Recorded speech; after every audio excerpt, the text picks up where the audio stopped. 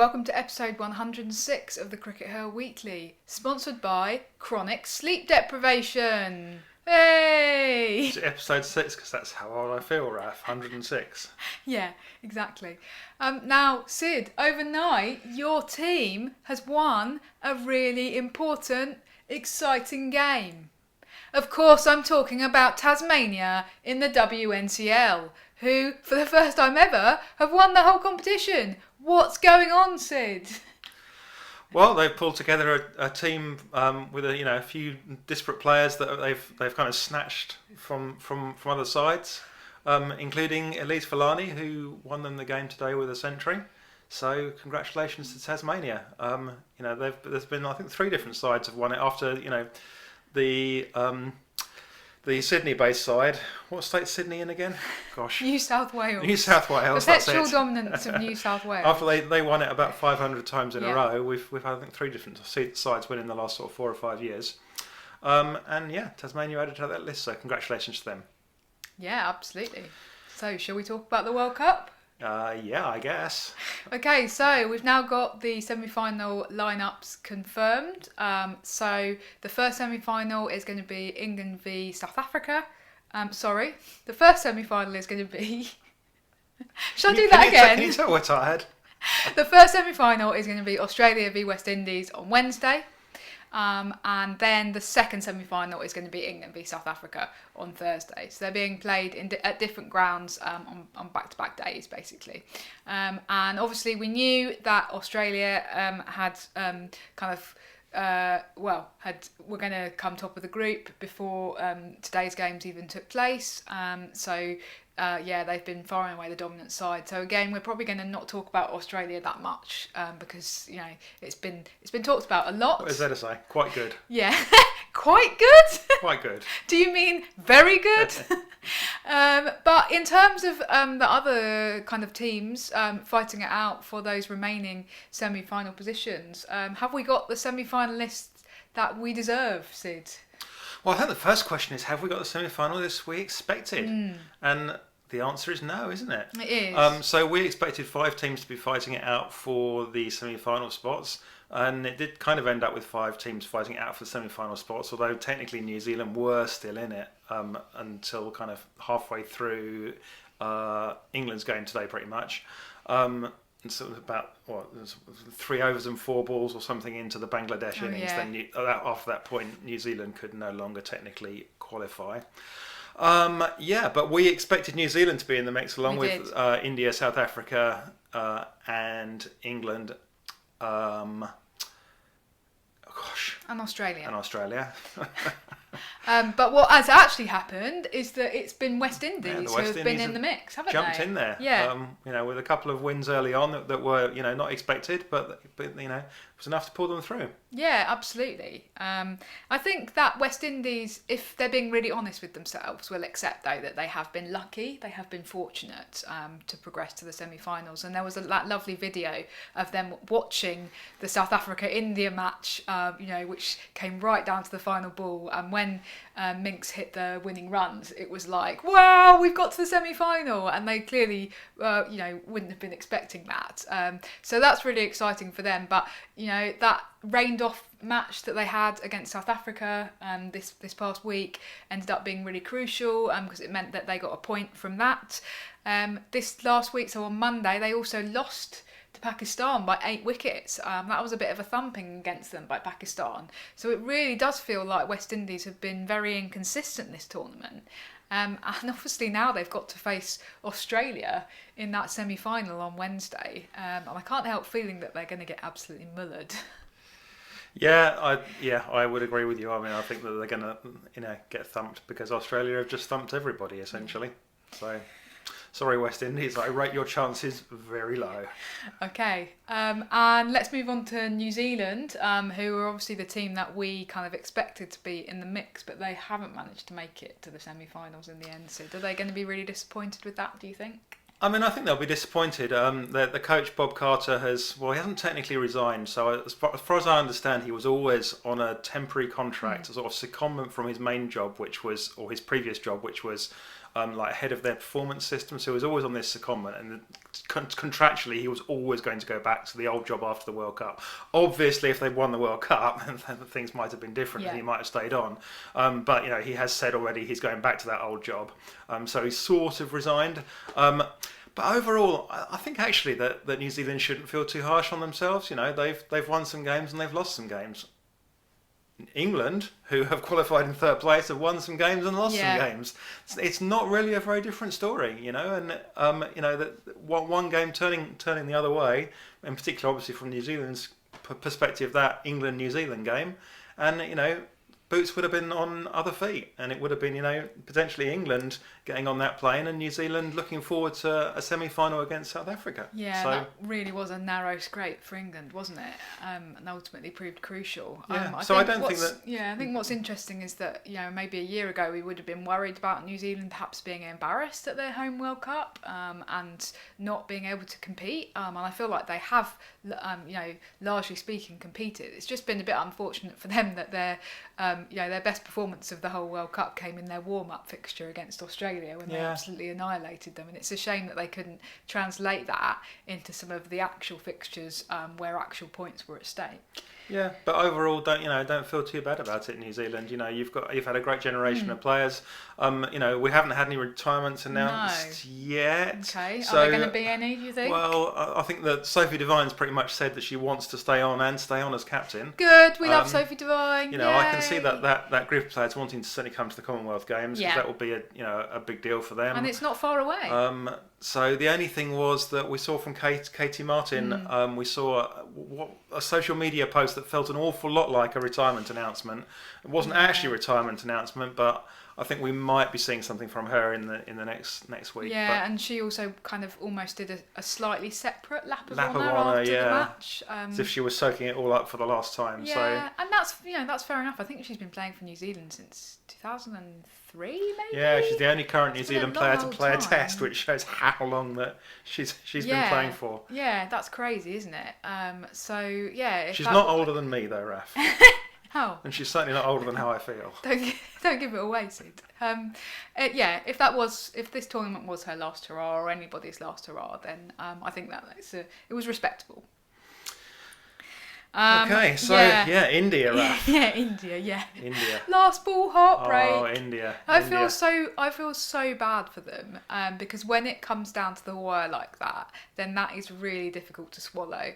And there was actually quite a nice tweet that Snehal Pradhan put out that I'll just read. She says, "If you're a fan of Indian women's cricket, show it today. Tomorrow we reflect and analyse. Tomorrow we dissect and criticise. But today what we should be doing is just kind of saying like, well done. And obviously we're not quite doing what she says because we are going to dissect and analyse. But I think that there's an extent to which you just have to go, well, that's cricket sometimes. In close games it is a bit of a scrap. But they did kind of blow it at the end, didn't they? I mean, there was that drop catch from Smriti, and then the no ball. Yeah. I mean, I don't know why they thought it was a good idea to bowl Dipti in that. They'd already concluded in this tournament that Dipti was so not, in her best form that they'd already dropped her, and then they left her to bowl that final over, and it's a strange decision. That no ball. There's no excuse for a spinner to bowl a no ball. Yeah, I know, very strange. She was trying to psych out the South African batsman by doing her usual thing of starting her run up and then pulling out of it. She did that, I think, twice in the final over. Once she was like, "Oh yeah, but I am moving the field here. I didn't just do that because I'm trying to psych you out." The other time it was just like much more blatant. Okay. I'm still waiting for her to get pulled up on that under the time wasting regulations. But ultimately she psyched herself out, and they blew it. What's interesting is that India are kind of suffering from like the curse of the no ball. Because do you remember the no ball call? Was it against Goswami in that ODI against Australia in September that prevented them from winning the match? So that was more of a typical kind of fast bowlers no ball call. Those things happen, and that was a very dewy ball, but it wasn't even a wet ball. Was it raining in the game? Anyway, certainly there were suggestions the ball was very damp, but there's no excuse for Dipsy this time. I'm afraid that a lot of the responsibility comes down to her and Smriti for that drop catch. Yeah, I mean, I think that India's issue to some extent has been that they've been quite inconsistent with the bat across the tournament, which is kind of typified by what's happened with Shafali Verma, who started out opening the batting for them, then got dropped for not scoring enough runs, and then has been brought back. And today against South Africa, she was absolutely brilliant. Clearly really cross to have been dropped, just smashing it all over the park, and it was an absolutely brilliant innings. And then got totally screwed over by Smriti. Maybe we should drop her more often, Raf. Well, then she got totally screwed over by Smriti Mandana, who was responsible for the run out of her. And if Shafali had managed to stay around for another 5 or 6 overs, India would have, probably. Well, if she stayed around for another one ball, she could have. Yeah, could have made all the difference. India could have surpassed 300 if she'd stayed around for a bit longer, and that would have been much, much more difficult to chase, and they would have won. So I think that there's been some mistakes there, it was just disappointing that Shafali Verma batted so well, and then it ended like that. Obviously, the other really disappointing thing for India and for Jilan Goswami personally is that she wasn't able to play in that match, and she's already said this is going to be her last ever World Cup. We're likely to hear kind of official confirmation of retirement fairly soon, I think, and that's just really disappointing for her to have to sit out. I think it was a side strain, and I think what it shows actually is that in professional sport, it's very difficult and very unlikely that you get to script your own ending. Sometimes your own ending will be that you end up sitting out your last match, what should be your last match, with an injury, and you have to watch your team lose and go out of a World Cup that they could easily have been in the semi-finals of. So that's really gutting for Jilan Goswami and really disappointing given her lengthy career. But you would hope that in a few days' time she'll be able to kind of look back at this moment with a bit more equanimity and just really treasure the fact that she's been such a brilliant servant to Indian women's cricket. For the rest of her life, she should she should be able to look back and go, I was one of the greatest players that played the game. So absolutely. So India were playing South Africa, of course. Now South Africa had actually obviously qualified ahead of the final 2 matches today. Strictly speaking, they are kind of officially the second best team in the competition, which is actually in keeping with their ICC rankings, which you've been very critical of, Sid. You've consistently said that England are the second best team in the world, and let's be honest, you've copped a bit of flack for that on social media over the last few weeks, given how inconsistent England have been. As much flack as I got for saying that Alice Capsey should be batting at 3 for England this morning. Yeah, somebody accused you of being drunk, didn't they?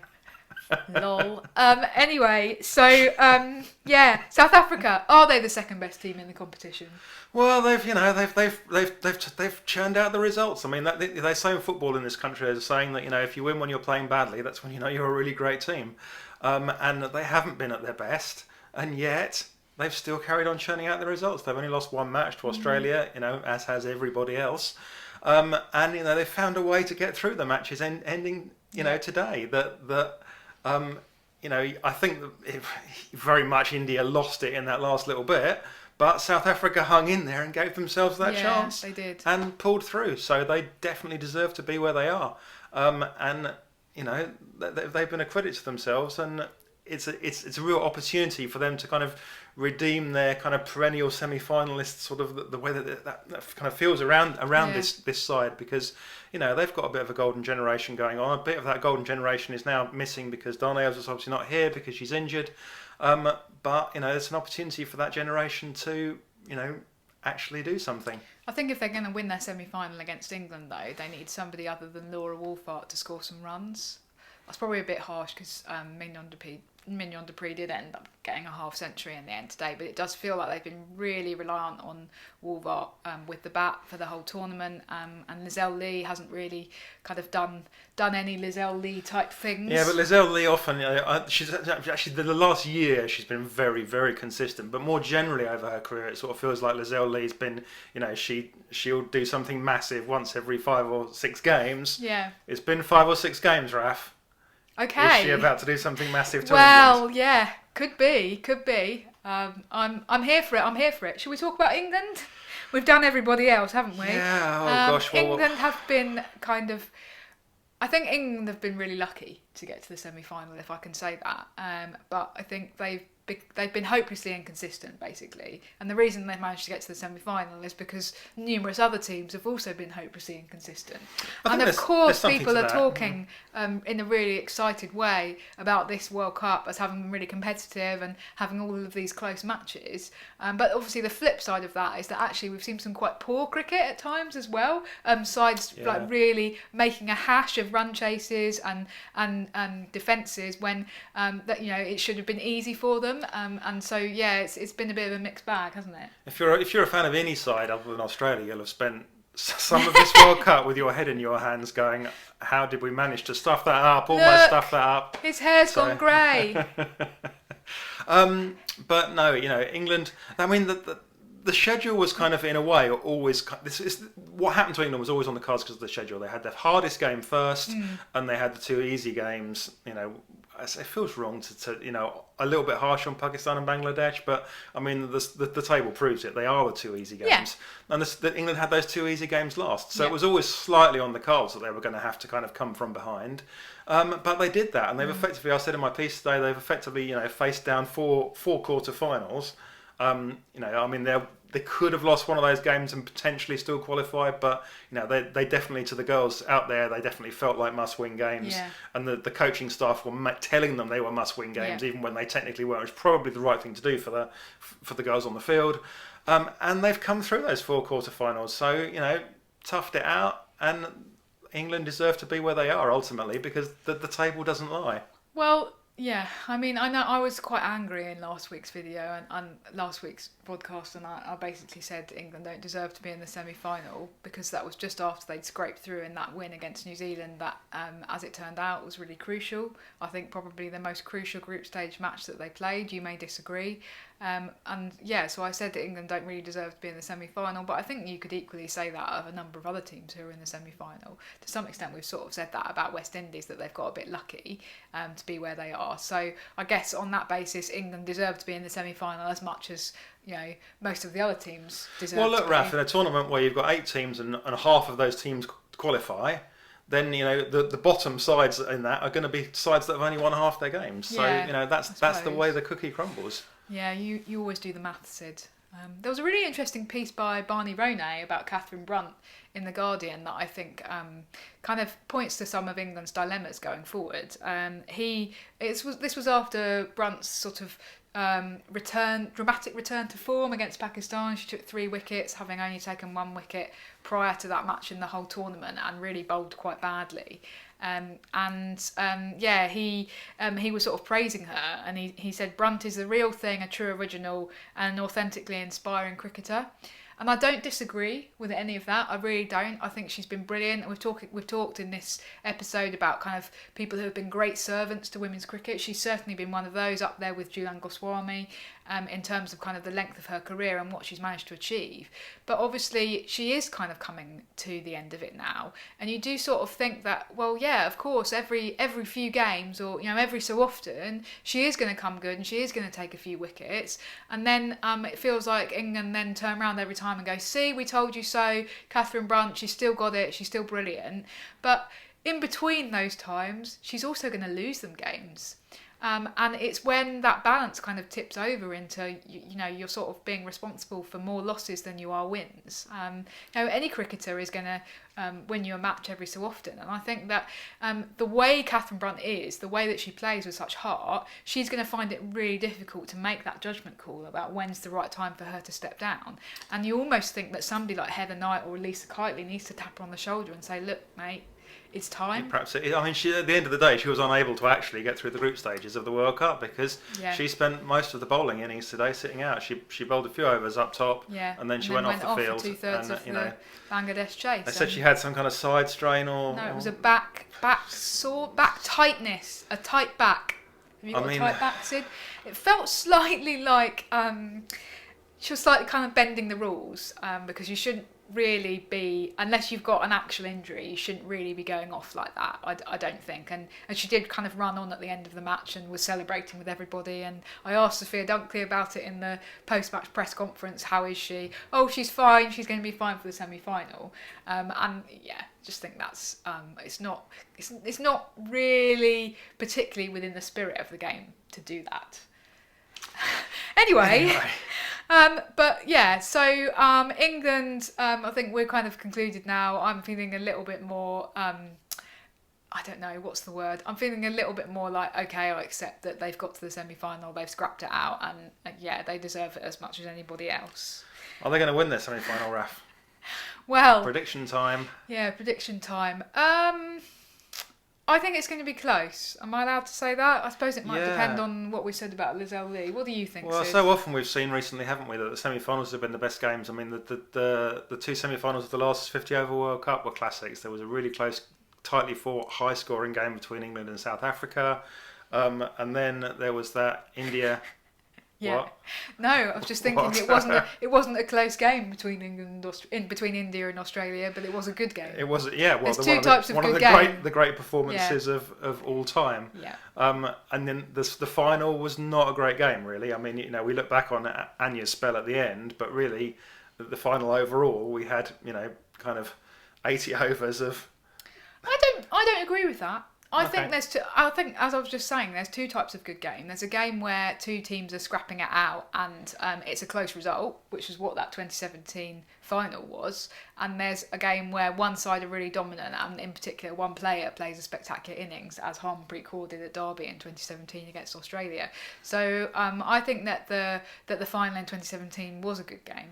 Okay, well, we can agree to disagree on that one. But the Depends on bottom your line is interpretation. that don't miss these semi-finals, because they're going to be great games. England, South Africa, I think that there's only one way to decide what's going to happen with England and South Africa. Oh. And that's this coin. Have you called it? Am No. I meant to call it? Yeah. Heads, it's England. Tails, it's South Africa. Okay. What is it? Tails. So it's South Africa. Oh, Sid, you've just decided their South fate. Africa. Okay, are you not going to toss the coin for Australia, West Indies? I don't think we need to. I think we know how it's going to land. And who's going to win the World Cup, Sid? Because by the time we record our next video, the final will be done and dusted. Look, if Australia don't win the World Cup on the form they've shown in the group stages, then something's gone seriously wrong. Yeah. Okay. Well, it's been hard fought so far. We'll see what happens over the next few days, and then this time next week, I think I'm going to be quite looking forward to getting some sleep. To be honest. Yeah. Bye for now. Bye.